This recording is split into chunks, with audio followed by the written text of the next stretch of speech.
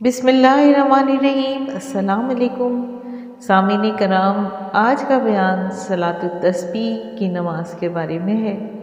حضور اقدس صلی اللہ علیہ وآلہ وسلم نے بڑے اہتمام اور فضیلت سے ایک خاص نماز کی ترغیب بھی فرمائی ہے جو صلاۃ التسبیح یا تسبیح کی نماز کے نام سے مشہور ہے، اور اسی وجہ سے اس کو صلاۃ التسبیح کہا جاتا ہے کہ یہ تسبیحات اس میں 300 مرتبہ پڑھی جاتی ہیں۔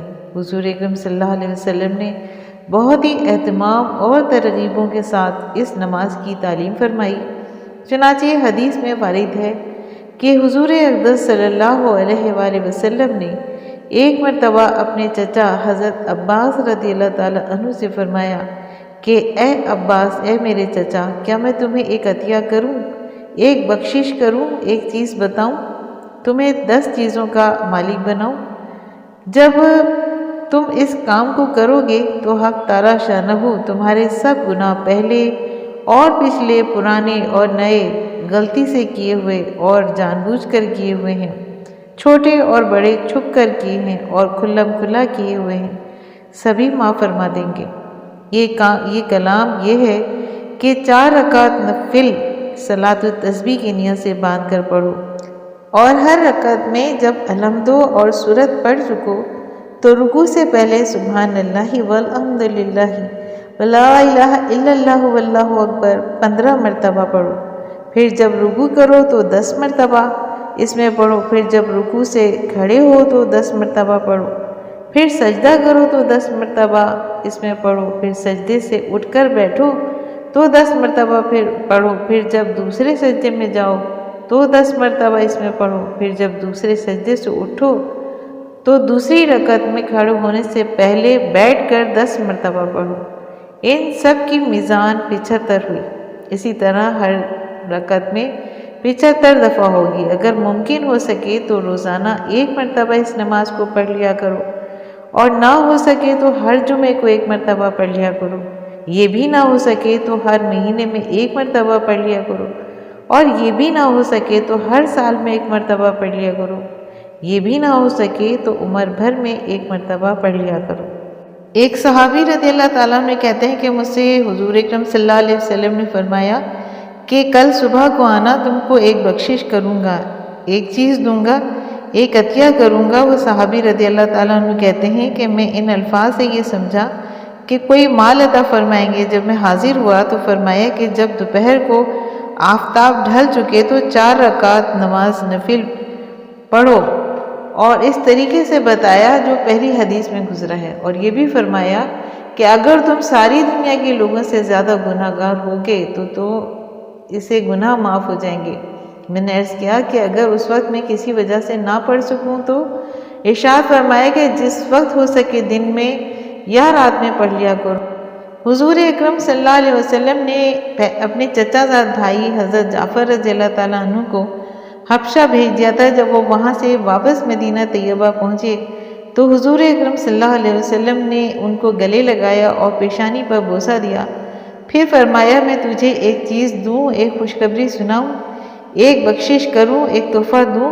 انہوں نے عرض کیا کہ ضرور۔ حضور اکرم صلی اللہ علیہ وسلم نے فرمایا کہ 4 رکعت نماز پڑھ، پھر اسی طریقے سے بتایا۔ اس حدیث میں ان 4 کلموں کے ساتھ لا حول ولا قوت الا باللہ العلی العظیم بھی آیا ہے۔ حضرت عباس رضی اللہ تعالیٰ عنہ فرماتے ہیں کہ مجھ سے حضور اکرم صلی اللہ علیہ وسلم نے فرمایا کہ اگر میں تمہیں بخشش کروں، ایک عطیہ دوں، ایک چیز عطا کروں؟ وہ کہتے ہیں کہ میں یہ سمجھا کہ کوئی دنیا کی ایسی چیز دینے کا ارادہ ہے جو کسی کو نہیں دی، اس وجہ سے اس قسم کے الفاظ بخشش عطا فرما رہے ہیں۔ پھر آپ نے 4 رکعت نماز سکھائی جو پہلے بتائی گئی ہے۔ اس میں یہ بھی فرمایا کہ جب اتحیات کے لیے بیٹھو تو پہلے ان تسبیحوں کو پڑھو، پھر اتحیات پڑھنا۔ حضرت عبداللہ بن مبارک رحمۃ اللہ علیہ اور بہت سے علماء سے اس نماز کی فضیلت نقل کی گئی ہے، اور اس کا یہ طریقہ نقل کیا گیا ہے کہ سبحانک اللہم پڑھنے کے بعد الحمد شریف پڑھنے سے پہلے 15 دفعہ ان کلموں کو پڑھے، پھر اعوذ اور پھر بسم اللہ پڑھ کر الحمدللہ شریف اور پھر کوئی سورت پڑھے۔ سورت کے بعد رکوع سے پہلے 10 مرتبہ پھر پڑھے، پھر رکوع میں 10 مرتبہ، پھر رکوع سے اٹھ کر پھر دونوں سجدوں میں اور پھر دونوں سجدوں کے درمیان میں بیٹھ کر 10 مرتبہ پڑھے۔ یہ 75 پوری ہو گئی، لہٰذا دوسرے سجدے کے بعد بیٹھ کر پڑھنے کی ضرورت نہیں رہی۔ رکوع میں پہلے سبحان ربی العظیم اور سجدے میں پہلے سبحان ربی الاعلیٰ پڑھے، پھر ان کلموں کو پڑھے۔ حضور اقدس صلی اللہ علیہ وسلم سے بھی اس طریقے سے نقل کیا گیا ہے۔ اسی طرح صلاۃ التسبیح بڑی اہم نماز ہے، جس کا اندازہ کچھ احادیث سے بالا سے ہو سکتا ہے کہ نبی اکرم صلی اللہ علیہ وسلم نے کس قدر شفقت اور اہتمام سے اس کو تعلیم فرمایا ہے۔ علماء امت، محدثین، فقہا، صوفیہ ہر نماز میں اس کا اہتمام فرماتے رہے ہیں۔ امام حدیث حاکم رحمۃ اللہ علیہ نے لکھا ہے کہ اس حدیث کے صحیح ہونے پر بھی دلیل ہے کہ تابعی تابعین کے زمانے سے ہمارے زمانے تک مقدار حضرت اس پر مداومت کرتے ہیں اور لوگوں کو تعلیم دیتے رہے ہیں، جن میں عبداللہ بن مبارک رحمۃ اللہ علیہ بھی ہیں۔ یہ عبداللہ بن مبارک رحمۃ اللہ علیہ امام بخاری رحمۃ اللہ علیہ کے استادوں کے استاد ہیں۔ بحقی کہتے ہیں کہ ابن مبارک رحمۃ اللہ علیہ سے پورا ابو جوزہ جو معتمد تابعی ہیں اور اس کا اہتمام کیا کرتے تھے۔ روزانہ جب ظہر کی اذان ہوتی تھی تو مسجد میں جاتے اور جماعت کے وقت تک اس کو پڑھ لیا کرتے تھے۔ عبدالعزیز بن ابی روادہ جو ابن مبارک کے بھی استاد ہیں، بڑے عابد، زاہد، متقی لوگوں میں ہی ہیں، کہتے ہیں کہ جو جنت کا ارادہ کرے اس کو ضروری ہے کہ صلاۃ التسبیح کو مضبوط پکڑے۔ ابو عثمان رحمۃ اللہ علیہ ہیری جو بڑے زاہد ہیں، کہتے ہیں کہ میں نے مصیبتوں اور غموں کے ازالے کے لیے صلاۃ التسبیح جیسی کوئی چیز نہیں دیکھی۔ علامہ تقی سبکی رحمۃ اللہ علیہ فرماتے ہیں کہ یہ نماز بڑی اہم ہے، بعض لوگوں کے انکار کی وجہ سے دھوکے میں نہ پڑ جانا۔ جو شخص اس نماز کے ثواب کو سن کر بھی غفلت کرے وہ دین کے بارے میں سستی کرنے والا ہے۔ صلح کے کاموں سے دور رہے، اس کو پکا آدمی نہ سمجھنا چاہیے۔ مرقاتہ میں لکھا ہے کہ حضرت عبداللہ بن عباس رضی اللہ تعالیٰ عنہ ہر جمعے کو پڑھا کرتے تھے۔ بعض علماء نے اس وجہ سے اس حدیث کا انکار کیا ہے کہ اتنا زیادہ ثواب صرف 4 رکعات پر مشکل ہے، بالخصوص کبیرہ گناہوں کو معاف ہونا۔ لیکن جب یہ روایت بہت سے صحابہ رضی اللہ تعالیٰ عنہ سے منقول ہے تو انکار مشکل ہے۔ البتہ دوسری آیت و احادیث کی وجہ سے کبیرہ گناہوں کی معافی کے لیے توبہ کی شرط ہوگی۔ احادیث بالا میں اس نماز کے 2 طریقے بتائے گئے ہیں۔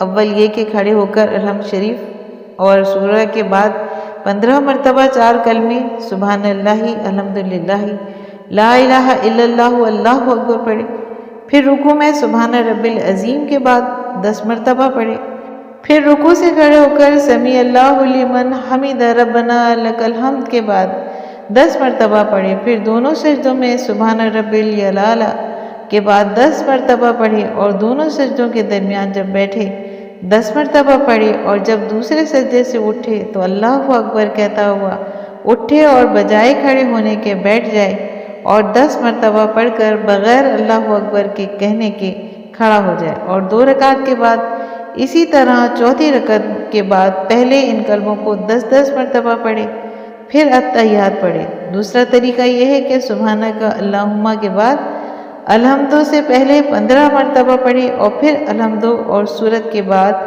10 مرتبہ پڑھے، اور باقی سب طریقہ بدستور۔ البتہ اس صورت میں نہ تو دوسرے سجدے کے بعد بیٹھنے کی ضرورت ہے اور نہ التحیات کے ساتھ پڑھنے کی۔ علماء نے لکھا ہے کہ بہتر یہ ہے کہ کبھی اس طرح پڑھ لیا کرے اور کبھی اس طرح پڑھ لیا کرے۔ چونکہ یہ نماز عام طور سے رائج نہیں ہے، اس لیے اس کے متعلق چند مسائل بھی لکھے جاتے ہیں تاکہ پڑھنے والوں کو سہولت ہو۔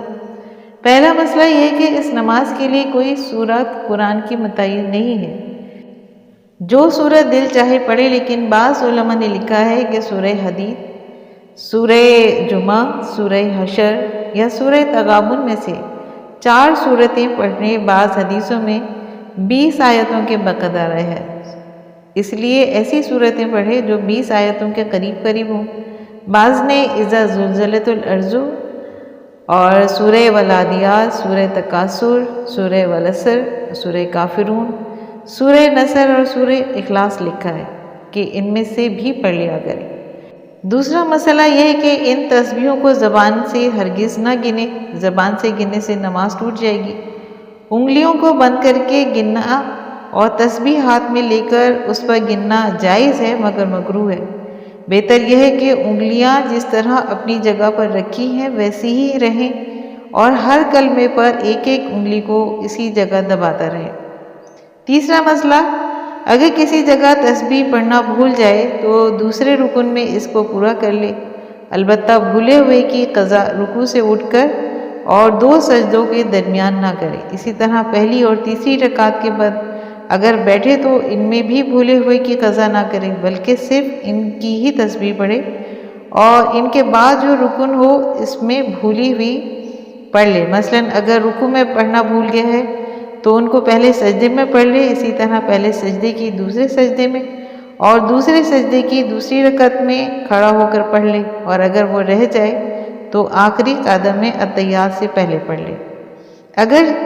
چوتھا مسئلہ یہ ہے کہ اگر سجدہ سہو کسی وجہ سے پیش آ جائے تو اس میں تسبیح نہیں پڑھنا چاہیے، اس لیے کہ مقدار 300 ہے، وہ پوری ہو چکی۔ ہاں اگر کسی وجہ سے اس مقدار میں کمی رہی ہو تو سجدہ سہو میں پڑھ لے۔ پانچواں مسئلہ یہ ہے کہ اس نماز کے اوقات مغرب کے علاوہ باقی دن رات کے تمام اوقات میں پڑھنا جائز ہے، البتہ زوال کے بعد پڑھنا زیادہ بہتر ہے، پھر دن میں کسی وقت، پھر رات کو۔ اور چھٹا مسئلہ کہ بعض حدیثوں میں سوم کلمے کے ساتھ لا حول کو بھی ذکر کیا گیا ہے۔ سامعین کرام، امید کرتی ہوں کہ آپ کو آج کا بیان پسند آیا ہوگا۔ اگر پسند آیا ہو تو آپ اپنے چینل فضائل اسلام کو لائک اور سبسکرائب کیجیے اور ساتھ لگے بیل آئیکن کو پریس کیجیے تاکہ آنے والی نئی ویڈیوز کا نوٹیفیکیشن آپ کو سب سے پہلے ملے۔ شکریہ۔